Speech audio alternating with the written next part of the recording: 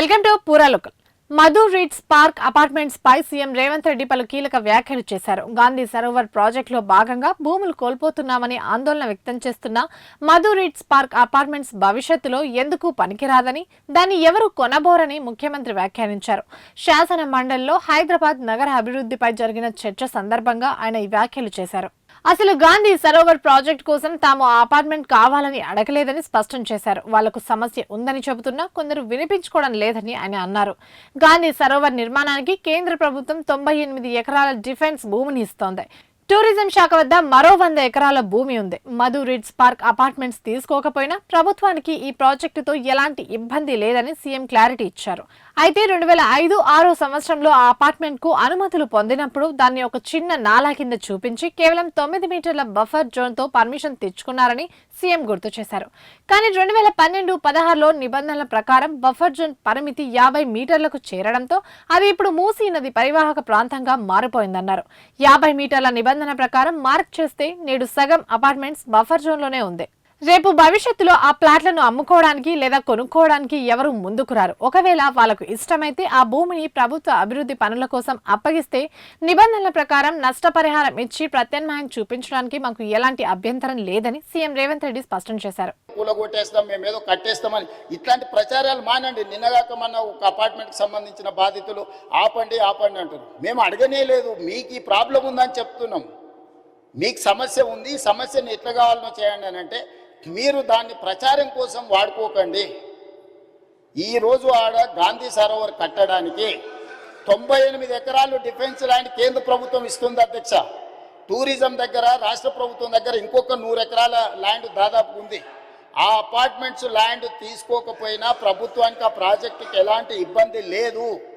ఆ ప్రాజెక్టులో ఆ అపార్ట్మెంట్స్లో ఉన్న మిత్రులకు నేను చెప్పేది ఒకటే, 2005-06లో మీరు పర్మిషన్ తెచ్చుకున్నప్పుడు అది చిన్న నాలా కింద చూపించి 9 మీటర్ల బఫర్ జోన్ చూపించి మీరు అనుమతులు తెచ్చుకున్నారు.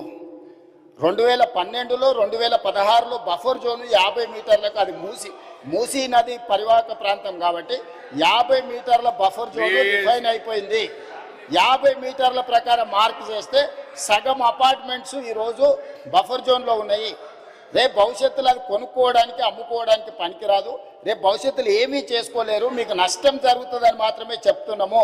వాళ్ళకి ఇష్టమైతే ఆ ల్యాండ్ ప్రభుత్వ అభివృద్ధిలో భాగస్వామ్యం ఇప్పుడు చేస్తే వాళ్ళకు నష్టపరిహారం ఇచ్చి ప్రత్యామ్నాయం చూపించడానికి మాకు అభ్యంతరం లేదు అధ్యక్ష. ఎవరిని నిరాశ్రయులను చేస్తలేము అధ్యక్ష. నా సూచన ఒక్కటే అధ్యక్ష, నా సూచన ఒక్కటే.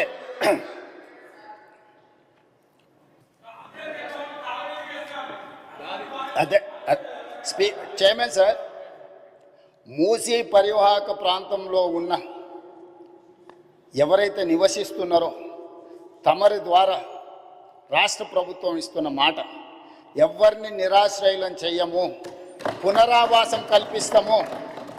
నిరాశ్రయులను చేసి వీధిలో పడేయడం వేరు, అభివృద్ధిలో భాగంగా నష్టపోతున్న వాళ్ళకు పునరావాసం కల్పించడం వేరు. రాష్ట్ర ప్రభుత్వం ప్రతి ఒక్కరికి పునరావాసం కల్పిస్తుంది. మెరుగైన జీవన విధానానికి అవసరమైన ప్రమాణాలను పెంచుతుంది. విద్య వైద్యాన్ని అందిస్తుంది.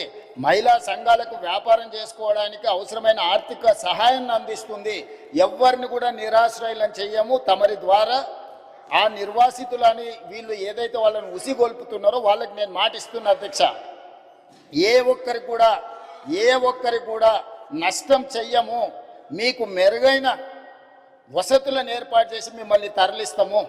కాబట్టి ప్రాజెక్టు నిర్మించుకుంటూనే దానివల్ల ఎవరికైనా ఇబ్బంది కలిగితే వాళ్ళకి ప్రత్యామ్నాయ ఏర్పాట్లు చేద్దాం అధ్యక్ష. మీరు స్పష్టంగా సభ్యులందరూ కూడా మీరు చెప్పండి అధ్యక్ష. నేను మీ ద్వారా మూసీ పరివాహక ప్రాంతంలో నివసిస్తున్న పేదలకు నేను అష్యూర్ చేస్తున్నా, నేను అసెర్టైన్ చేస్తున్నా, ఎవరు రాజకీయ ప్రయోజనాల కోసం మిమ్మల్ని ఉసిగొల్పాలన్నా మీ భావోద్వేగాలను స్వార్థ ప్రయోజనాలకు వాడుకోవాలనుకుంటే వాళ్ళ ఉచ్చులో పడకండి. నేను అధికారులను మీ దగ్గరికే పంపించినా, మళ్ళీ పంపిస్తా, ప్రజాప్రతినిధులను పంపిస్తా. ఎంఐఎం పార్టీతో నేను చర్చించి ఎమ్మెల్యేలతో మాట్లాడినా. దాదాపుగా 7 మంది ఎమ్మెల్యేలు ఆ పరివాహక ప్రాంతంలోనే ఉన్నారు. ఆ పార్టీ అధ్యక్షునితో మాట్లాడినా, ఆ ఎమ్మెల్యేలతో మాట్లాడినా. బఫర్ మూసీ పరివాహక ప్రాంతాన్ని నిర్ణయించి బఫర్ జోన్ నిర్ణయించి ఎవరెవరు బాధితులు ఉందో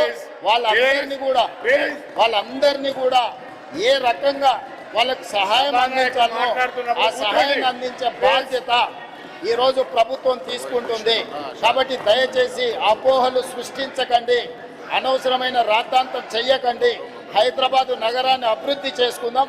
సభ్యులు ఒక మంచి ప్రశ్న అడిగినారు, అందుకే సుదీర్ఘంగా తమరి ద్వారా నగర ప్రజలకు రాష్ట్ర ప్రజలకు వివరించే అవకాశం కల్పించినందుకు తమరికి ధన్యవాదాలు తెలియజేస్తున్నా అధ్యక్ష.